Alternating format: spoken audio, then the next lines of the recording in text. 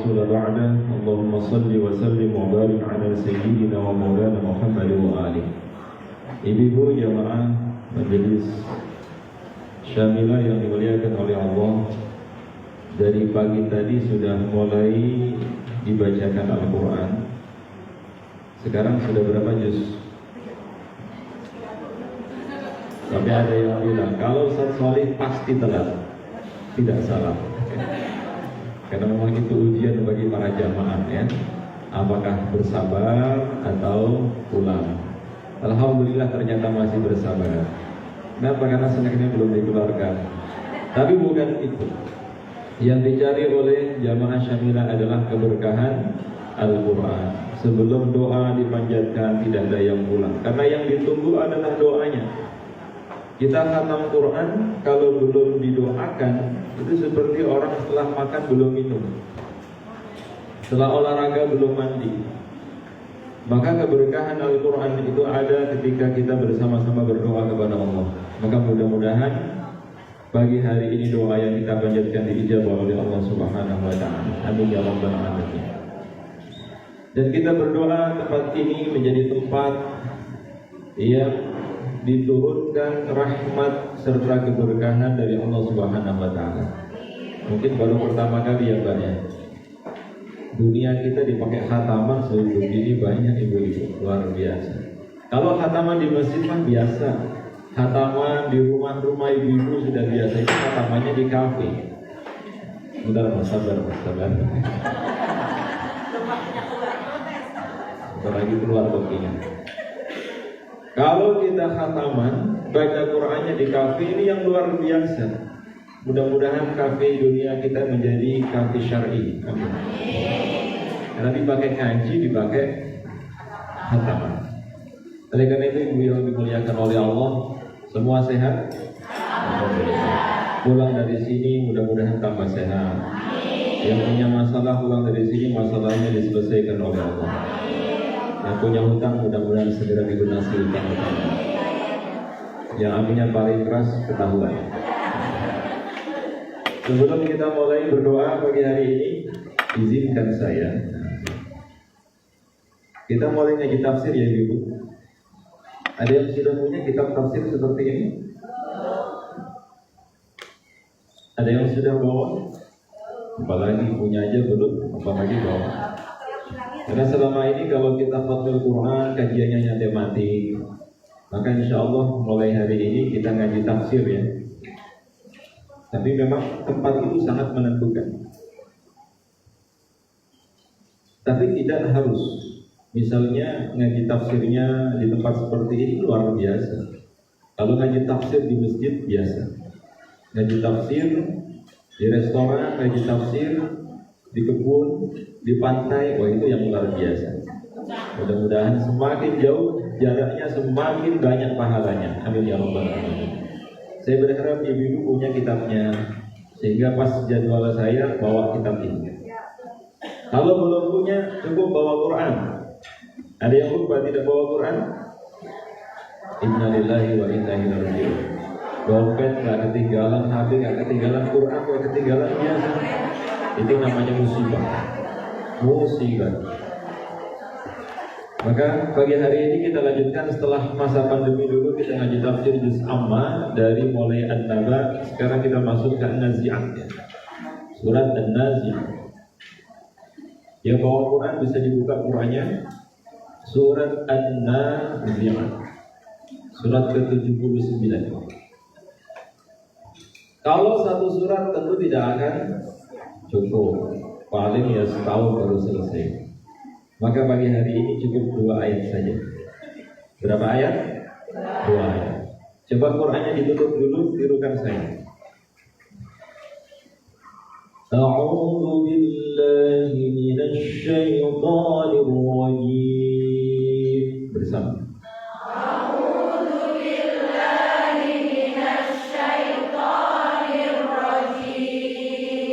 Suasana agak panas ya mas ya, biasa saja kan. Saya kira dibacakan tahu terus panas, enggak ya. Justru tambah adem kan? Tambah adem. Coba kita baca ta'awudz lagi. A'udzu billahi billahi minasyaitonir rajim. Bersama.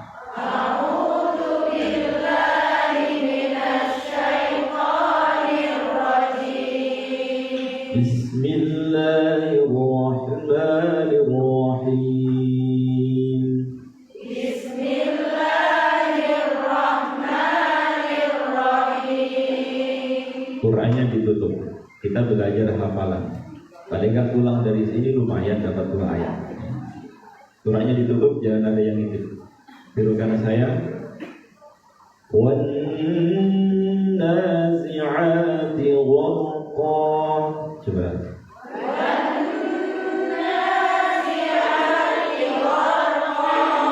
Coba yang sudah hafal baca ayatnya. Ya.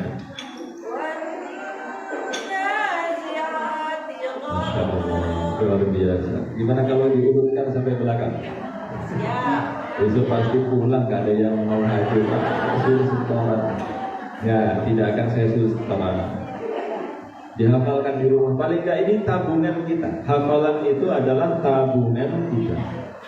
Kita niatkan mudah-mudahan meskipun umur sudah tidak muda lagi, tidak ada kata terlambat untuk menghafal.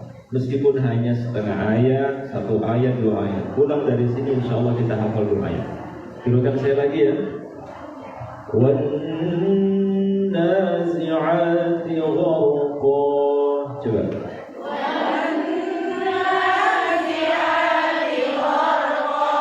Diulang 3 kali.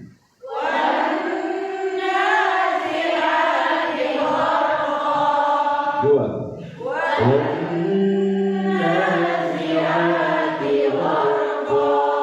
Tiga.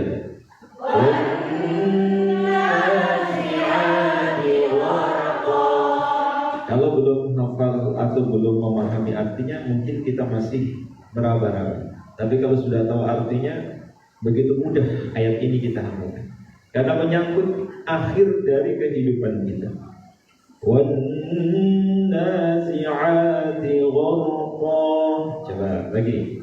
Wan nazi'ati gharqa.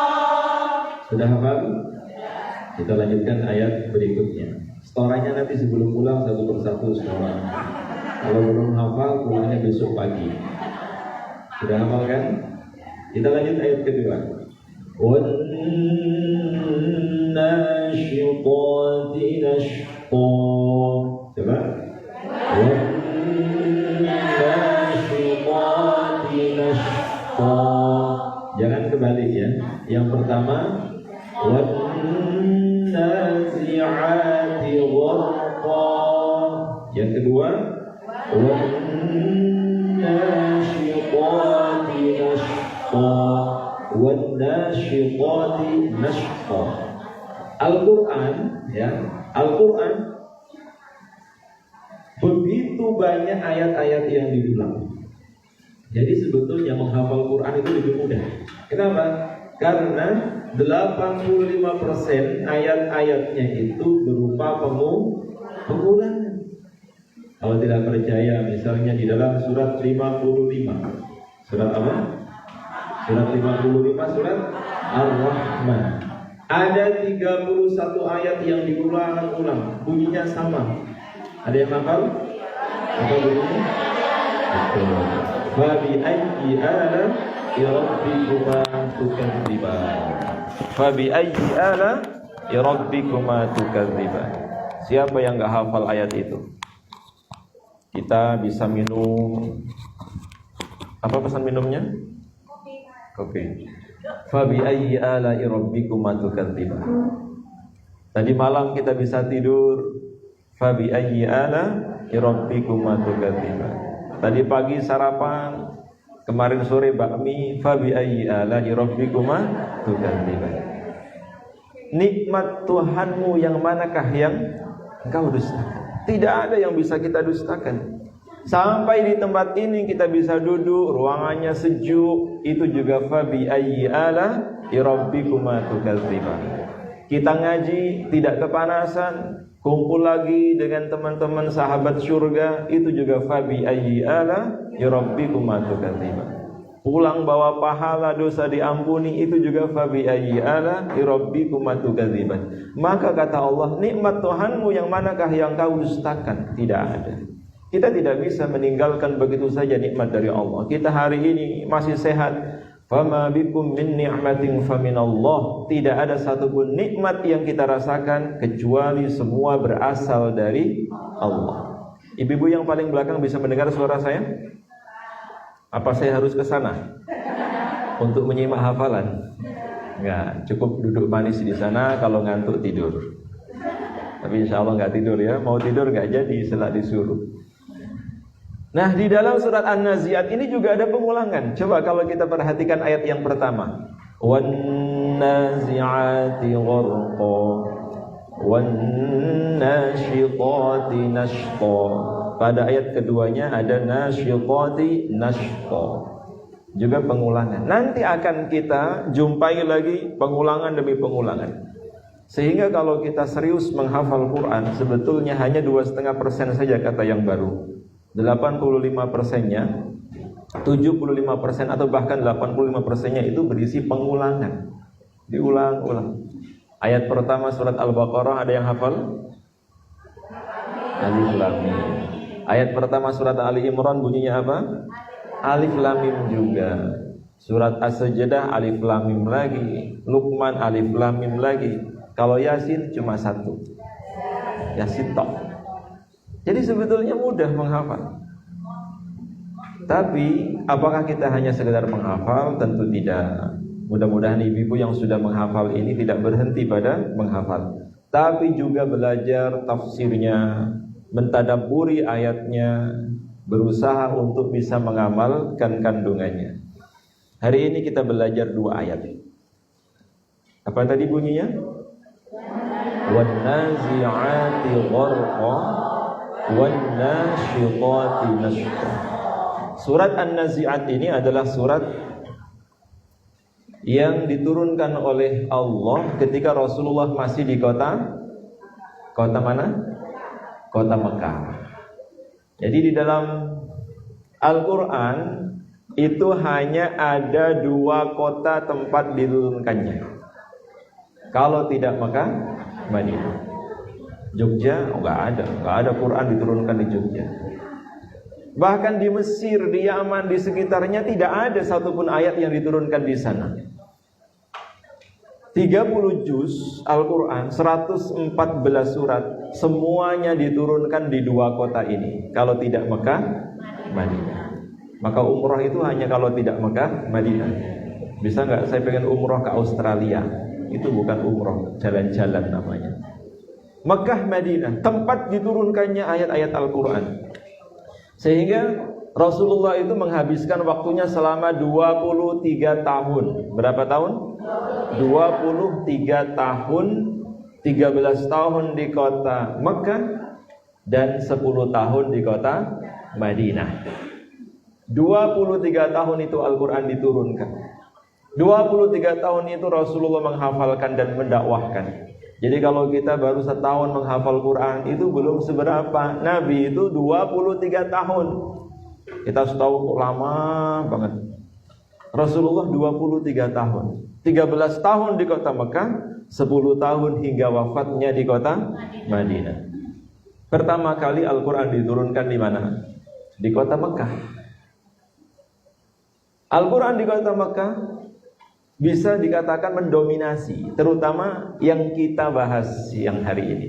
Surat An-Nazi'at diturunkan di kota Mekah, sehingga ayat ini disebut ayat Makkiyah. Kalau yang diturunkan di kota Madinah disebut ayat atau surat Madaniyah. Madaniyah dan Makkiyah. Apa ciri surat yang diturunkan di kota Mekah?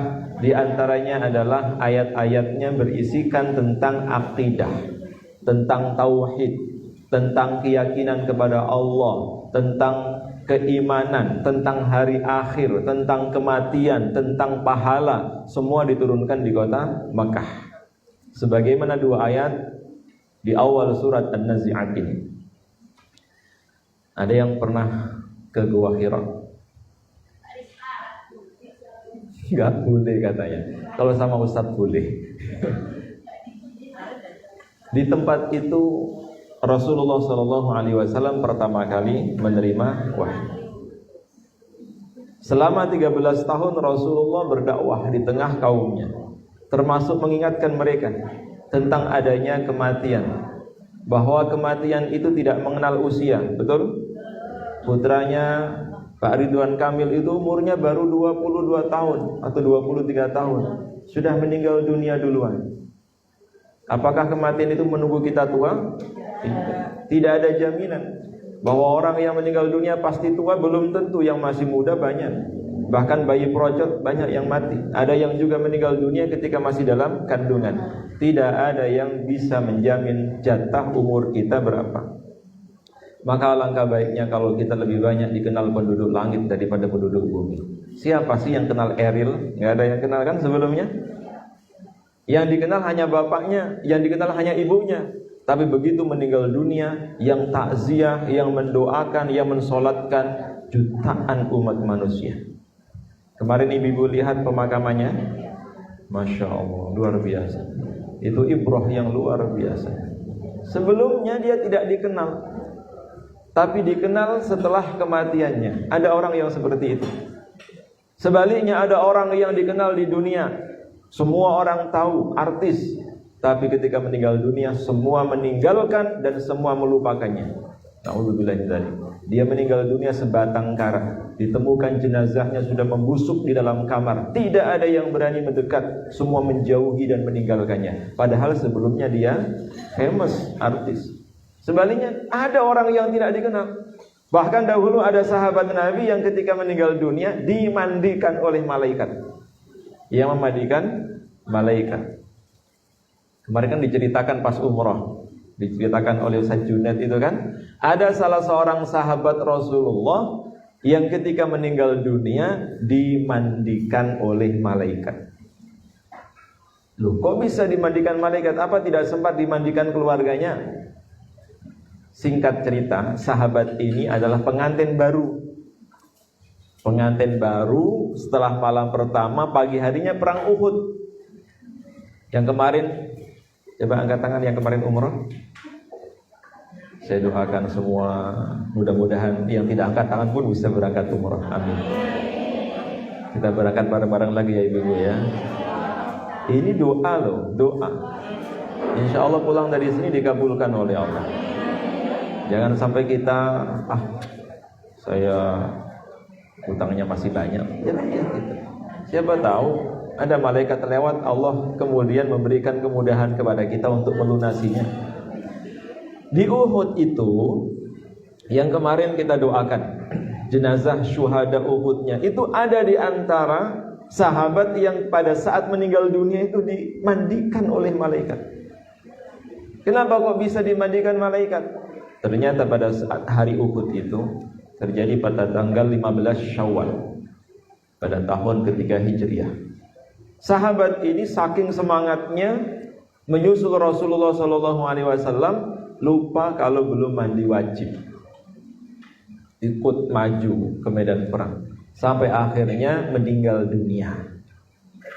Meninggal dunia sementara masih belum sempat mandi, semangat maju sampai kemudian meninggal dunia. Saking semangatnya sahabat.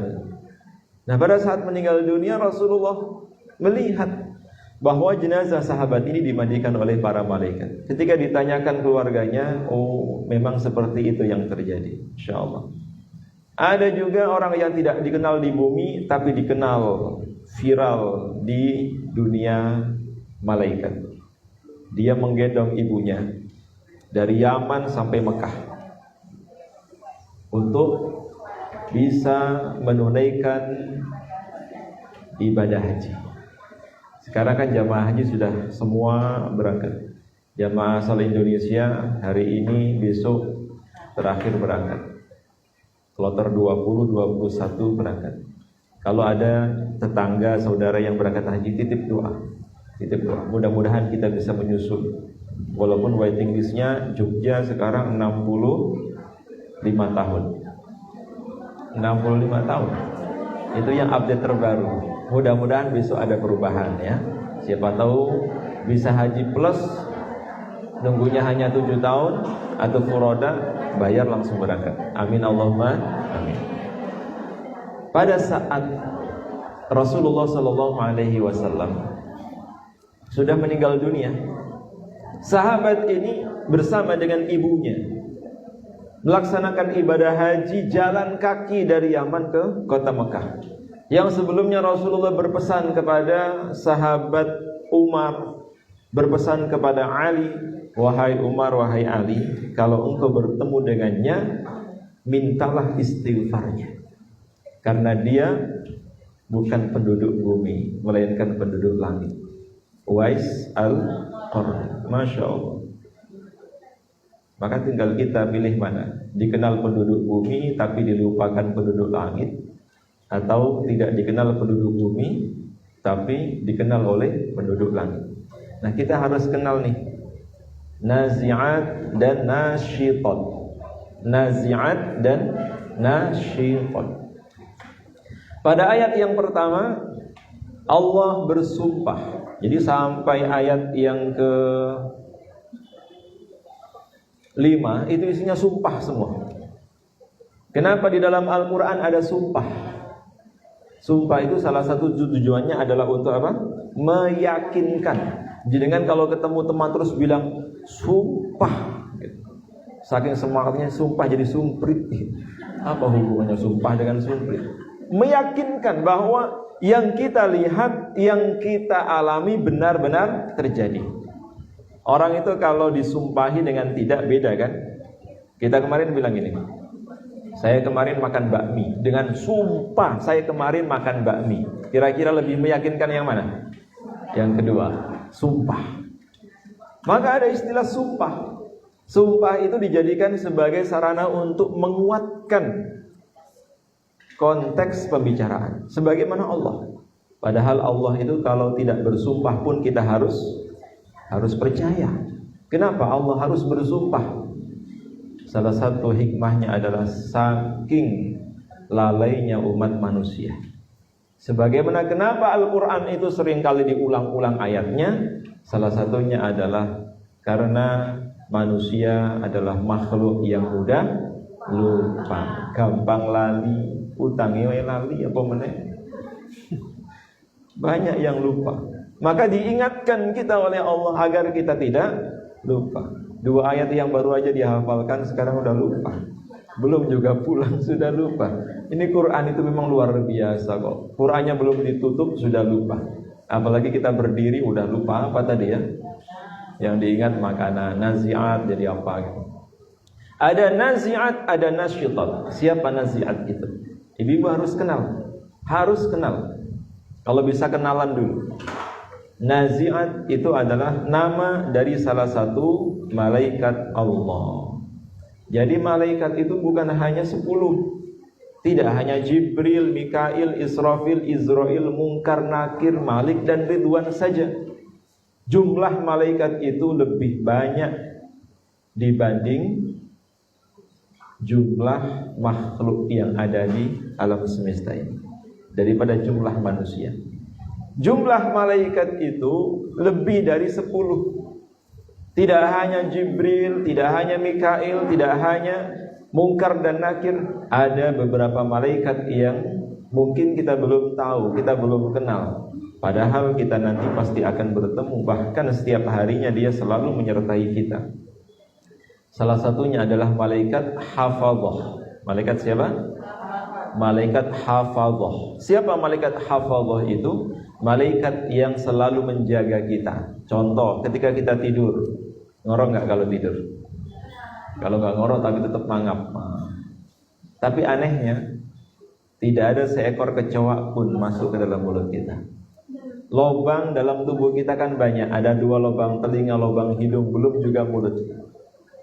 Tapi tidak pernah ada semut rombongan dari mana pindah terus nyari sarang di lubang hidung kita. Nggak pernah kan? Nggak pernah kemudian cicak nyari tempat yang nyaman terus tinggal di dalam mulut kita. Nggak pernah kan? Siapa yang menjaga ketika kita sedang tidur? Allah, melalui malaikat hafadhah, dijaga oleh Allah. Termasuk juga ada malaikat yang selalu mendatangi kita setiap saat, membagi rizki. Malaikat siapa namanya? Mikail. Malaikat Mikail itu malaikat yang mengatur rizki, termasuk menurunkan hujan dengan izin Allah. Nah, ternyata selain malaikat-malaikat yang namanya disebutkan dalam Al-Quran, ada malaikat-malaikat yang namanya tidak disebutkan dalam Al-Quran. Malaikat-malaikat yang namanya dijelaskan begitu detail, ada yang hanya nama kiasan. Misalnya, di dalam Al-Quran ada nama Jibril, ada nama Mikail, ada nama nggak ada. Yang nyambut nyawa siapa namanya? Sudah kenalan? Belum. Kalau hari ini dia datang ke tempat kita, dibukain pintu nggak? Malaikat yang mencabut nyawa namanya dikenal oleh kita, namanya Israel. Tapi apakah ada namanya dalam Al-Quran? Tidak ada. Al-Quran hanya menyebut kiasan. Di dalam surat As-Sajdah ayat yang ke-10 itu disebutkan oleh Allah, "Qul yatawaffakum malakul mautil ladzi wukila bikum tsumma ila rabbikum turja'un." Disebut oleh Allah sebagai malakul maut atau malaikat kematian. Nah, malakul maut, malaikat kematian itu memiliki nama yang banyak, sebagaimana Allah Subhanahu wa taala sebutkan di dalam ayat pertama surat An-Nazi'at. Sekarang dibuka Qur'annya. Ayat pertama surat An-Nazi'at, surat 79. Sudah ketemu? Wan-nazi'ati, demi malaikat-malaikat yang mencabut nyawa, gharqa, dengan keras. Nah, ini konsekuensi kita kajian tafsir itu, kita akan menemukan tema seperti ini. Nggak bisa kita senang-senang pas kajian di pantai temanya malaikat kematian, lemes semua kita. Mau makan nggak enak, walaupun di depan kita dihidangkan makan seperti itu, bahas kematian. Maka saya tadi itu mau berangkat gojek-gojek, ini bahas kematian ini. Dan tidak ada yang tahu kematian itu datang kapan dan di mana. Eril itu pengennya senang-senang kan, berenang dia di pantai Arles, pantai yang sangat terkenal. Ternyata bukannya dia bersenang-senang, tapi dia mendatangi kematian. Memang begitu. Jika Allah menetapkan ajal pada diri seseorang, ini perlu dicatat ini, hadis riwayat Imam Ahmad.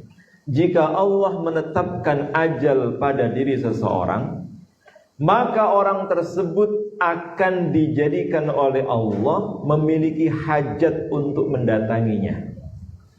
Allah akan menjadikan dia bergerak untuk mendatanginya. Sebagaimana Allah katakan di dalam surat Al-Jumu'ah ayat yang ke-8. Qul innal mauta alladzi tafirruna minhu fa innahu mulaqikum tsumma turadduna ila 'alimil ghaibi wasyahada fayunabbi'ukum bima kuntum ta'malun. Ayat ke-8, surat As-Sajdah ayat ke-8. Jadi memang ya harus balance, harus seimbang. Ada kalanya kita memperbanyak mengingat kematian, disebut dengan zikrul maut. Kenapa kita dianjurkan memperbanyak mengingat kematian? Agar kita tidak terlalu jauh dari Allah. Malas ibadah, ingat siapa tahu hari ini saya mati. Semangat ibadah lagi. Cetil, kikir, mau sedekah, mikir-mikir siapa tahu hari ini saya mati. Harta yang saya kumpulkan saya tinggalkan. Jadi semangat sedekah. Jadi penting. Tidak hanya ketika kita melewati kuburan saja kita mengingat mati. Termasuk lewat mall kalau bisa ingat mati. Aman tuh. Isi dompet aman. Sering-sering mengingat kematian. Sampai Nabi pernah didatangi oleh salah seorang sahabat, "Ya Rasulullah, kenapa hatiku keras? Kenapa saya malas beribadah? Kenapa saya mudah marah?" Apa jawab Rasulullah? "Aktsiru dzikra hadzimil ladzat." Perbanyaklah engkau mengingat kematian. Mengingat kematian itu akan menyadarkan kita, menajamkan pikiran kita, mengasah mata batin kita untuk tidak neko-neko, tidak aneh-aneh. Tidak lagi kita sibuk membuka dan mencari aib orang lain. Kita akan disibukkan untuk memperbaiki aib kita. Dengan kita mengingat kematian, kita tidak lagi sibuk dengan tapi kita akan sibuk berusaha untuk mendamaikan. Itu hikmah dari mengingat kematian. Ada dua jenis malaikat yang ditugaskan oleh Allah untuk mencabut nyawa seseorang. Yang pertama namanya nazi'at. Yang kedua namanya nasyitot. Oh, ternyata nazi'at sama nasyitot itu malaikat pencabut nyawa. Iya. Maka nanti kalau punya anak, punya cucu, jangan asal kasih nama. Siapa namanya? Nazi'at. Takut semua orang. Kenapa? Malaikat pencabut nyawa. Siapa namanya? Nasyitot. Apalagi itu. Malaikat pencabut nyawa. Daripada syaitonir rajim, lebih sadis lagi. Kasih nama tidak harus bahasa Arab. Tidak harus bahasa Arab. Kalau kita ingin ngasih nama anak dengan bahasa Arab, tanya dulu ke yang paham bahasa Arab. Ngasih nama anak dari Al-Quran, tanya dulu yang paham Al-Quran. Tidak semua ayat dalam Al-Quran itu baik dipakai sebagai nama. Ada yang baik, pas, cocok, ada yang tidak baik. Nah, salah satunya yang tidak baik ini, ngasih nama anak kok Nazi'at Al-Maut. Malaikat pencabut nyawa itu. Lahir serem mukanya, menakutkan, pantas. Karena nama kadang sesuai dengan perilaku. Kasih nama Solih, jadi orangnya baik gitu. Nama itu doa. Jadi orang tua saya nggak salah ngasih nama saya. Mudah-mudahan baik selamanya, amin. Jadi sudah kenal ya, siapa nazi'at, siapa nasyitot. Nazi'at itu ditugaskan oleh Allah mencabut nyawa dengan keras. Sedangkan nasyitot adalah malaikat yang mencabut nyawa dengan lemah lembut. Kira-kira kita nanti didatangi oleh nazi'at atau nasyitot? Yang datang kepada kita itu nazi'at atau nasyitot? Insyaallah nasyitot ya. Kok pede banget? Sudah tahu. Karena kita sering membaca Quran, kita sering menjalin silaturahim, kita gemar bersedekah, kita mudah memaafkan. Kemana-mana kita selalu membawa Al-Quran, meskipun tidak dibaca. Itu akan didatangi nasyitot. Karena nasyitot ini hanya datang kepada orang-orang yang baik. Sebagaimana nazi'at itu akan datang kepada orang-orang yang jahat.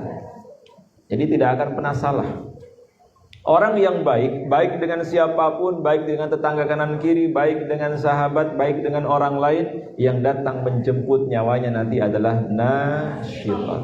Jangan salah ya, nasyitot. Sedangkan orang yang selalu menzalimi orang lain, menyakiti perasaan, berbuat durhaka, ahli maksiat, tunggu saja, datang kepadanya suatu saat nazi'at. Malaikat tidak pernah salah alamat. Gak usah dikasih Sherlock, tahu dia di mana keberadaan kita. Bahkan sebagaimana Haris tadi menyebutkan, apabila Allah menentukan ajal seseorang, maka orang itu akan dibuat berhajat untuk mendatanginya. Pasti. Oh, kematiannya di Mekah, dia akan dibuat ke sana. Kematiannya di pantai, dia akan dibuat ke sana. Kematiannya di gunung, dia akan dibuat ke sana. Kematiannya di masjid, dia akan dibuat ke sana. Kematiannya di tempat-tempat misalnya maksiat, dia akan dibuat ke sana. Dia akan dibuat ke tempat itu. Maka sebelum kita berangkat kemana-mana, baca doa. Kalau memang tempat yang akan kita kunjungi itu adalah tempat di mana kematian kita alami, maka kita wafat dalam keadaan husnul khatimah. Suatu ketika Rasulullah SAW, saya bacakan sebuah hadis. Nanti ibu kalau punya kitab ini bisa membaca hadis. Saya bacakan salah satu hadis. Ja'atir rajifah. Ketika datang tiupan yang pertama, ada dua tiupan sangkakala yang akan dirasakan dan didengar oleh umat manusia. Kapan? Wallahu a'lam. Tapi yang jelas kata Rasulullah, diperlihatkan kepadaku ujung dari sangkakala itu sudah ada di mulutnya. Siapa malaikat yang meniup? Israel atau Israfil? Jangan salah ya. Siapa namanya? Israfil. Israfil disebutkan dalam Al-Quran. Ujung tiupan sangkakala itu sudah di depan bibirnya Israfil. Bahasa kiasannya seperti itu. Tinggal nunggu waktu. Maka itu yang membuat Rasulullah sedikit tertawa dan banyak menangis. Kalau ditanya, salah satu jawabannya itu. Apa yang membuat aku bahagia sementara ujung tiupan sangkakala itu sudah ada di mulut Israfil? Tiupan itu akan terjadi 2 kali. Dalam riwayat yang lain 3 kali. Tapi mayoritas ulama berpendapat 2 kali. Sebagaimana Al-Quran menyebutkan dalam banyak ayat, tiupan yang pertama adalah menghancurkan alam semesta, sedangkan tiupan yang kedua adalah membangkitkan umat manusia. Jadi ada 2 tiupan. Yang pertama menghancurkan alam semesta, yang kedua membangkitkan umat manusia. Kata Rasulullah sallallahu alaihi wasallam, "Ja'atir rajifatu tatba'uha radifah." Ketika datang tiupan pertama yang menggoncangkan alam semesta, lalu diikuti tiupan yang kedua untuk membangkitkan umat manusia. Ja'atil mautu bima fihi.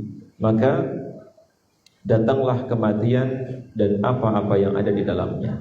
Faqala rajul.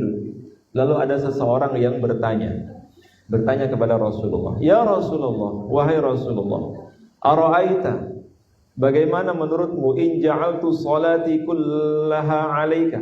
Seandainya aku menjadikan seluruh salawatku untukmu.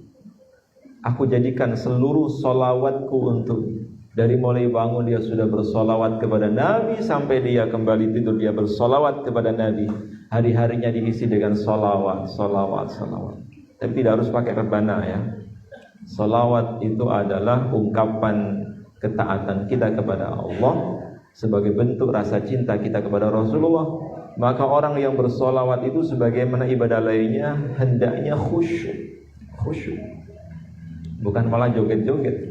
Ketika kita bersolawat kepada Nabi itu seperti kita memuji Rasulullah, seolah-olah Rasulullah di depan kita. Maka akhlak ketika bersolawat itu juga harus kita jaga. Sahabat itu bertanya, "Wahai Rasulullah, bagaimana menurutmu?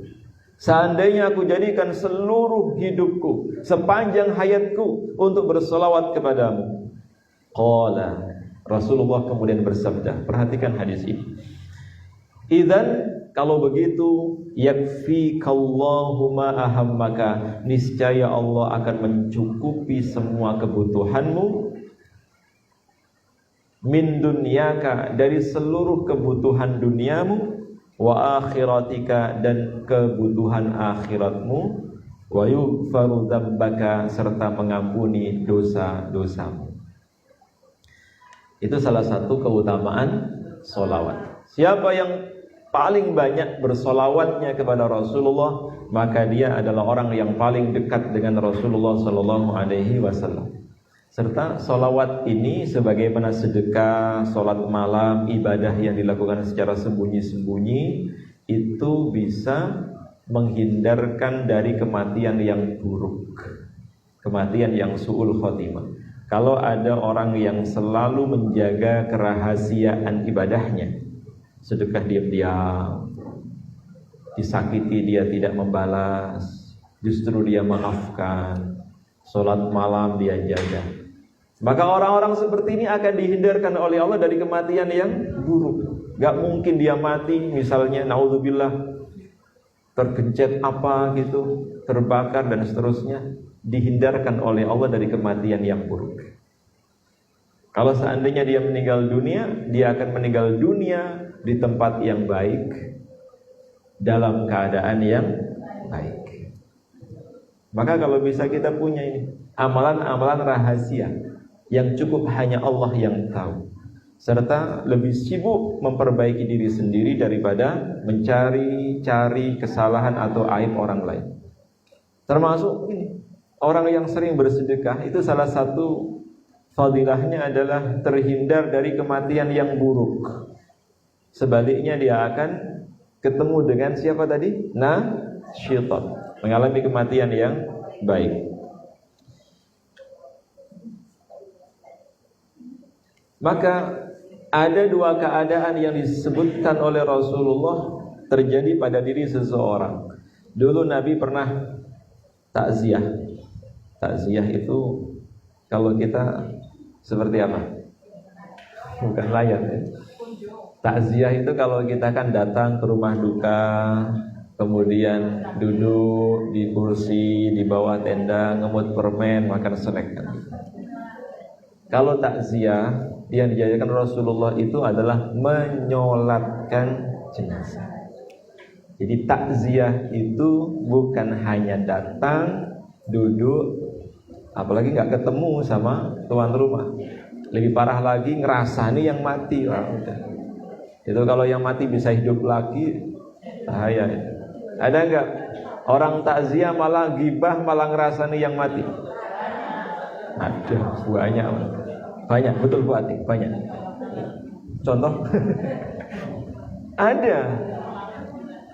Adab dalam takziah itu adalah menyolatkan jenazah. Maka bukan hanya tugas bapak-bapak, termasuk ibu-ibu.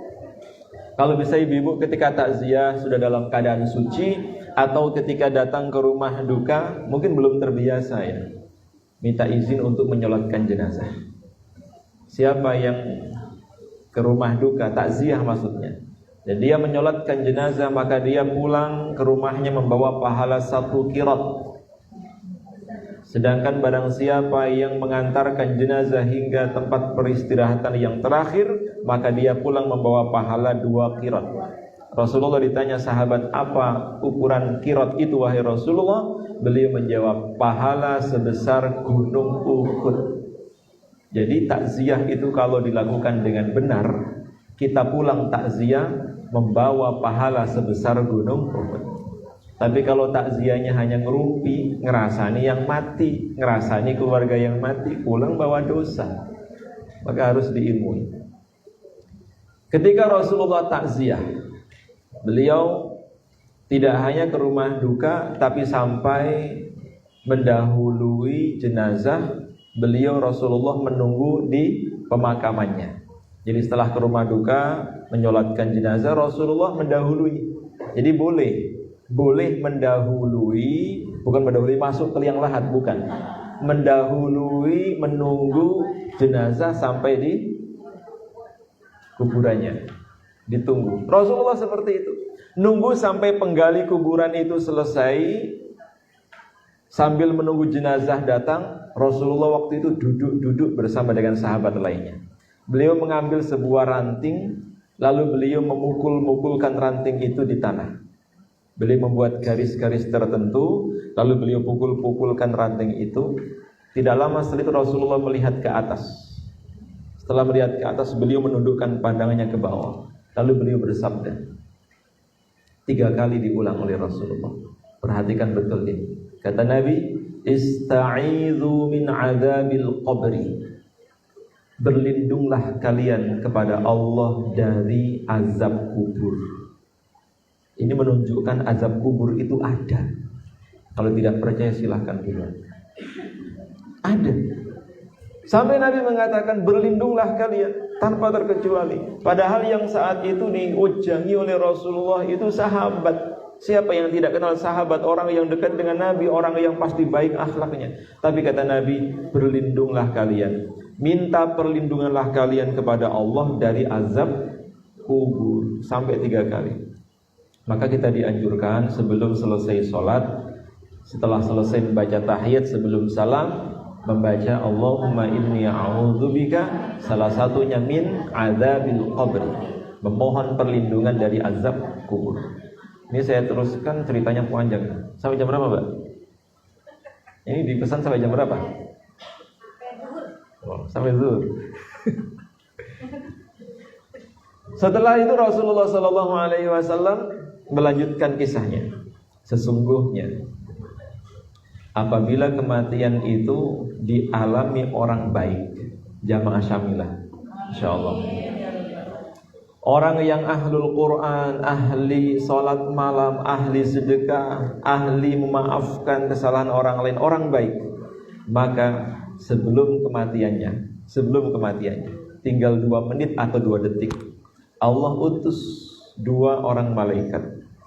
Malaikat ini diperintahkan oleh Allah untuk membawa sehelai kain kafan dari surga. Sehelai kain kafan dari surga ini dibawa oleh 2 malaikat yang diolesi dengan hanuts.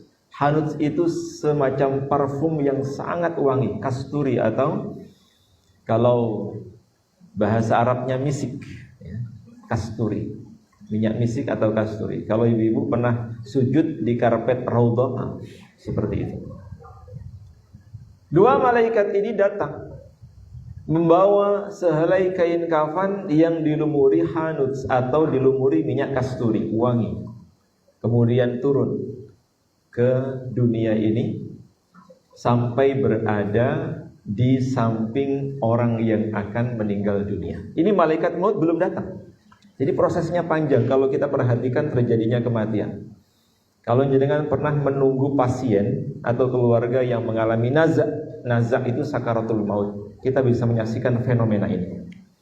Biasanya orang yang akan meninggal dunia itu akan mengalami masa transisi antara alam dunia dengan alam akhirat. Dalam buku psikologi kematian disebut oleh Profesor Komarudin Hidayat dengan namanya masa transisi. Masa transisi. Orang yang akan mengalami kematian itu bisa melihat apa yang tidak dilihat oleh orang yang masih hidup. Kadang tiba-tiba ngomong, sing nang jowo kae kok kan mlebu. Enggak ada orang di luar. Enggak ada orang di luar. Tapi dia bisa melihat, bahkan bukan hanya melihat malaikat, tapi juga melihat tempat yang akan dia datangi nanti, surga atau neraka. Sebagaimana sering saya kisahkan, istrinya Fir'aun, Asia, sebelum dihukum mati itu melihat tempatnya di surga. Dia meninggal dunia, sudah tidak bernyawa, kemudian dijatuhi sebongkah batu oleh Fir'aun. Sudah tidak bernyawa.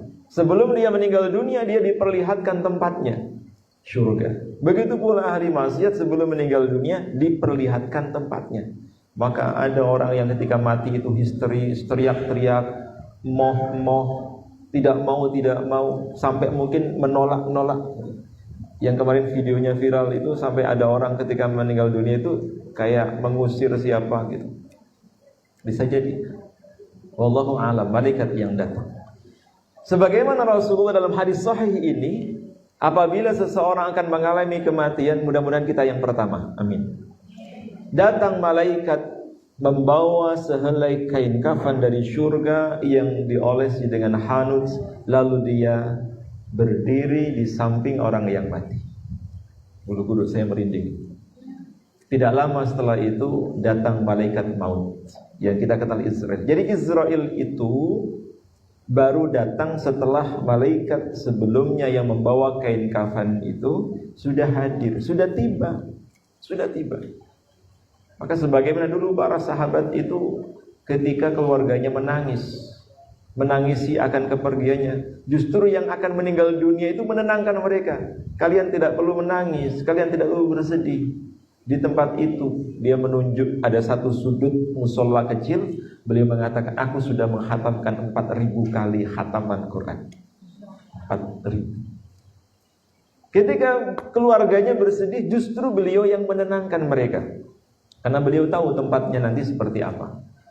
Sampai datanglah malaikat maut, malaikat kematian atau malaikat Israel itu mencabut nyawanya. Kalau orang baik yang datang tadi nasyitat, dicabut nyawanya dengan lembut. Rasulullah mengibaratkan seperti seseorang yang menuangkan air dari teko. Atau kalau orang Jawa dulu menyebut seperti mengambil rambut dari jeladeran roti, dari adonan roti. Kita menuangkan kopi dari teko itu kan lembut. Seperti itu proses keluarnya ruh orang yang baik dari jasadnya. Seolah-olah makhlus, seolah-olah terhidup. Tidak ada teriakan apapun, tidak ada meronta-ronta, tidak ada kesakitan. Orang yang meninggal dunia itu sakit. Kematian itu ada sakaratul maut, dan semua pasti akan mengalaminya. Sakit. Bagaimana tidak sakit? Kita dicubit saja sakit. Apalagi kulit ini seperti dikelupas dari jasadnya. Proses keluarnya ruh itu tidak mudah karena sudah lama nempel di situ. Kecuali orang-orang yang dirahmati oleh Allah, proses keluarnya ruh seperti keluarnya air dari teko. Begitu nyawa sudah terlepas dari jasadnya, langsung diselimuti oleh malaikat yang membawa kain kafan dari surga. Jadi ruh ini tidak sempat telanjang. Ruh ini tidak sempat telanjang. Begitu dicabut atau ruh ini keluar dari jasad, langsung dibungkus dengan kain kafan dari surga. Kemudian dibawa naik ke atas. Setiap pintu langit ada malaikat yang bertanya, ruhnya siapa itu? Malaikat yang membawa ruh untuk sampai ke Allah menjawab, bukan namanya, tapi dijawab dia ahli apa. Kalau dia ahlul Quran, malaikat yang membawa mengatakan, ini ruhnya ahlul Quran. Dieman-eman, dijaga betul. Dia ahli sedekah, maka dia disebutkan, ini ruhnya orang yang ahli sedekah. Ada orang yang rajin sholat malam, dia akan disebutkan, ini ruhnya orang yang rajin sholat malam. Sampai langit ke-7, sampai menghadap Allah. Itulah turun ayat, ya ayyatuhan nafsul mutmainnah irji'i ila rabbiki radiyatan mardiyah fadkhuli fi ibadi wadkhuli. Allah ridha kepada ruh ini, kemudian turun. Sampai pada akhirnya ruh ini dikembalikan kepada jasadnya kapan? Ketika sudah berada di alam barzakh, di kuburan, untuk kemudian ditanya malaikat, siapa Rabbmu, siapa Nabi, dan seterusnya. Singkat cerita, sebaliknya kalau ruh ini adalah ruh orang yang jahat, ahli maksiat, sama. Di hari kematiannya Allah perintahkan malaikat turun ke bumi dengan membawa sehelai kain kafan dari neraka.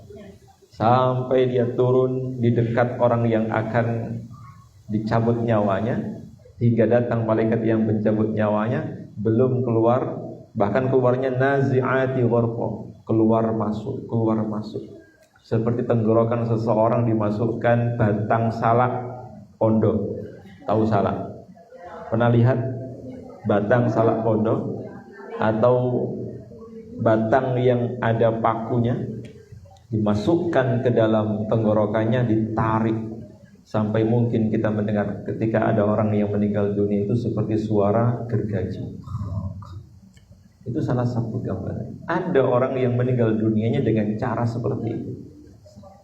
Sampai ketika dicabut dengan paksa, Rasulullah mengatakan, pandangan mata itu akan mengikuti kepergian ruhnya. Pernah melihat orang yang meninggal dunia matanya terbelalak sampai ketarik ke atas? Ketarik ke atas. Kata Rasulullah, mata itu mengikuti arah keluar dari ruhnya. Maka ketika kita naudzubillah nanti menjumpai tetangga, menjumpai keluarga mengalami kematian seperti ini, apalagi sampai matanya terbelalak, tidak bisa dipejamkan, ada yang susah dipejamkan, maka kita yang membejamkan, jangan dibiarkan melek terus begitu, dipejamkan sambil baca a'udzubillahi minasyaitonirrajim, mohonkan ampun, dipejamkan matanya agar matanya terpejam. Tidak hanya mata, bahkan juga diikuti oleh mulut sampai lidahnya terangkat. Sakit betul. Ustaz pernah merasakan? Belum. Ya mudah-mudahan kita tidak merasakan seperti itu. Ini bahasa hadis yang harus kita imani. Rasulullah pun merasakan 2 kali sakaratul maut yang dialami oleh manusia.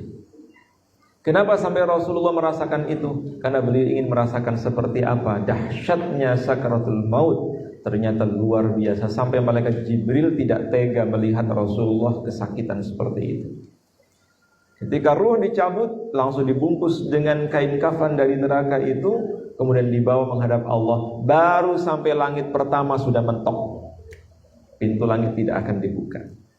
Sehingga naudzubillah min dzalik, ruh yang sudah di langit pertama itu dijatuhkan dijatuhkan dari ketinggian sebagaimana sesuatu yang akan disambar burung. Itu ada dalam Al-Quran. Dijatuhkan dari atas hingga jatuh sebagaimana seseorang yang terjatuh dari ketinggian. Tidak bisa kita bayangkan, diperlakukan seperti itu. Belum sampai di situ, ketika di alam kuburnya ditanya siapa Tuhanmu, dia nggak tahu. Maka Utsman bin Affan itu ketika melewati kuburan pasti nangis. Kenapa menangis? Beliau mengatakan, sesungguhnya alam kubur itu adalah fase pertama yang menentukan fase-fase berikutnya. Seseorang selamat dari alam kubur, dia akan selamat. Begitu pula sebaliknya. Maka Nabi tadi di awal hadis ini memerintahkan kepada kita agar kita memperbanyak memohon perlindungan kepada Allah dari azab kubur. Karena tidak ada jaminan kecuali ibu-ibu hafal surat Al-Mulk. Hafal surat apa? Atau tiap malam membaca surat Al-Mulk. Tidak hafal tidak apa-apa, tapi usahakan malam sebelum tidur baca Al-Mulk. Sebagaimana Rasulullah mengatakan, man qara'a suratal mulki kulla lailah mana'ahu Allah min azabil qabri. Siapa yang tiap malam membaca surat Al-Mulk, surat Tabarak, maka Allah akan menjaganya, menghindarkannya dari azab kubur. Mudah-mudahan dua ayat ini bisa kita hafalkan, kita amalkan, kita tadabbur dan kita dakwakan. Amin ya rabbal alamin. Kita tutup bersama dengan berdoa. Mudah-mudahan doa kita diijabah oleh Allah. Tadi sudah dibaca sampai Al-Baqarah ya. Sudah dibaca doa khatmil Quran? Oh sudah juga. Kita tutup dengan doa kafaratul majelis. Sebelum doa kafaratul majelis kita berdoa lagi. Mudah-mudahan di majelis ini doa yang kita panjatkan diijabah oleh Allah. Dan kita pulang dari sini membawa pahala, membawa ridho dan keberkahan dari Allah. Mudah-mudahan kita semakin diingatkan oleh Allah tentang betapa kematian itu adalah awal dari kebahagiaan orang-orang yang beriman. Mudah-mudahan kita termasuk orang yang diwafatkan dalam keadaan husnul khotimah. Hadirnya, lahirnya kita ke dunia ini, orang tertawa, kita menangis, tapi kematian kita menyebabkan orang menangis, sementara kita senyum dengan penuh kebahagiaan. Mudah-mudahan Allah ijabah doa kita. Ala hadinihi wa ala kulli niyatin salihah. Al-Fatihah. A'udzu billahi minasy syaithanir rajim. Bismillahirrahmanirrahim. Alhamdulillahi rabbil alamin. Ar-Rahmanir Rahim. Maliki yaumiddin. Iyyaka na'budu wa iyyaka nasta'in. Ihdinas siratal mustaqim. Siratal ladzina an'amta 'alaihim ghairil maghdubi 'alaihim waladdallin. Amin. A'udzu billahi minasy syaithanir rajim. Bismillahirrahmanirrahim. اللهم صل على نبينا ومولانا محمد وعلى آله وصحبه وسلم أجمعين والحمد لله رب العالمين. اللهم إنا نسألك بأننا نشهد أنك أنت الله لا إله إلا أنت الأحد الصمد الذي لم يلد ولم يولد ولم يكن له كفوا أحد. Ya Allah, yang menggenggam jiwa-jiwa kami, ampuni dosa-dosa kami, ampuni dosa-dosa kedua orang tua kami, dosa-dosa keluarga kami, anak-anak cucu kami. Jadikan kami sebagai hamba-Mu yang pandai bersyukur. Jadikan kami sebagai hamba-Mu yang sabar. Jadikan kami seorang pemaaf. Jadikan lisan kami senantiasa berzikir. Hati kami tidak pernah berhenti bersyukur. Anggota tubuh kami selalu menjalankan ketaatan kepada-Mu ya Allah. Ya Allah, ya Rahmanu ya Rahim. Sehelai daun yang jatuh pun Engkau mengetahui kapan terjadinya, sebagaimana Engkau mengetahui kapan ajal kami tiba. Maka mudahkan kami ya Allah untuk menempuh jalan-Mu, untuk selalu berada di bawah ridha-Mu, melaksanakan perintah-Mu dan meninggalkan larangan-larangan-Mu, serta meneladani keluhuran budi pekerti Rasul-Mu. Ya Allah, tanamkan dalam hati kami kecintaan untuk selalu membaca Al-Quran sepanjang hari, sepanjang malam. Jadikan kami sebagai orang yang rajin tilawah Al-Quran.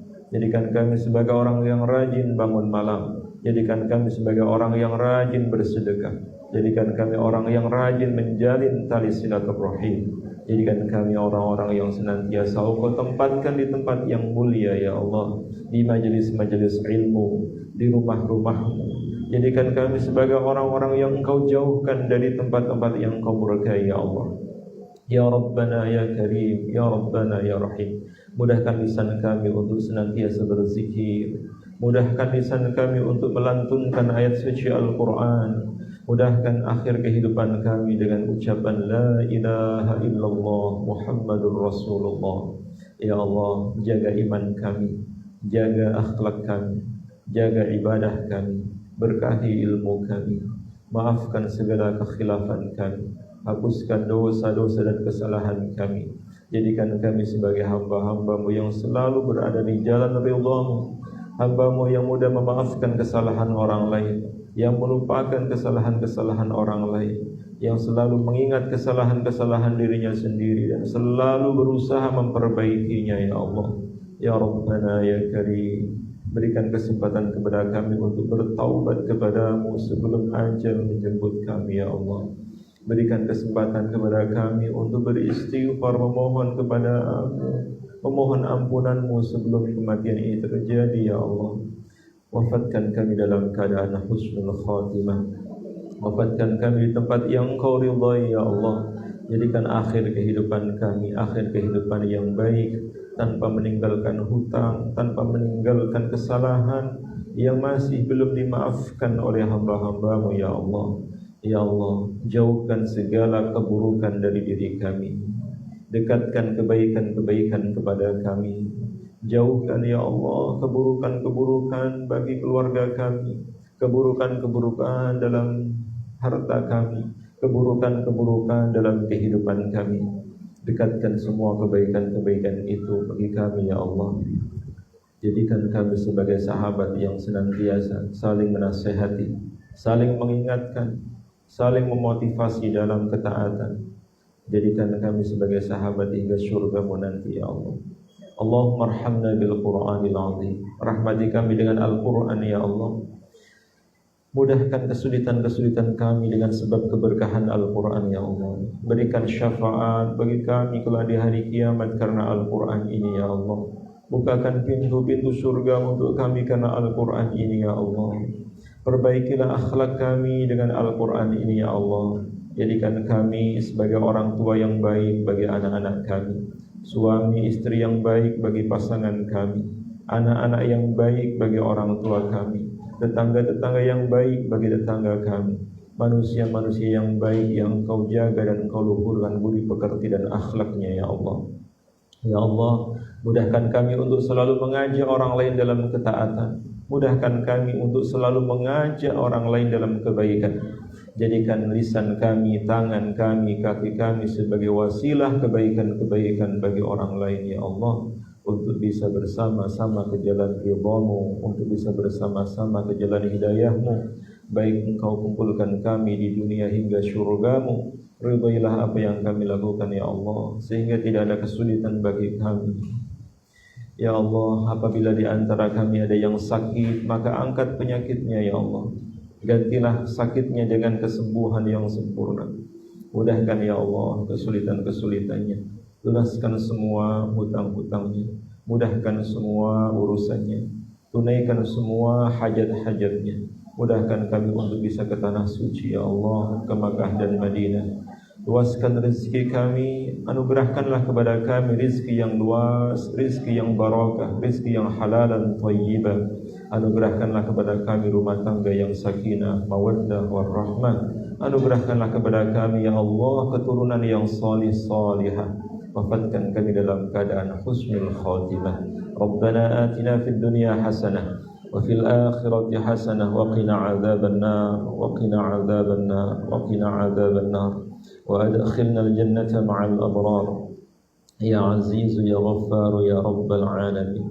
Wassallallahu ala nabiyyina wa maulana Muhammad wa ala alihi wa sahbihi wa sallim ajma'in. Subhana rabbika rabbil izzati amma yasifun wa salamun alal mursalin walhamdulillahi rabbil alamin. Allah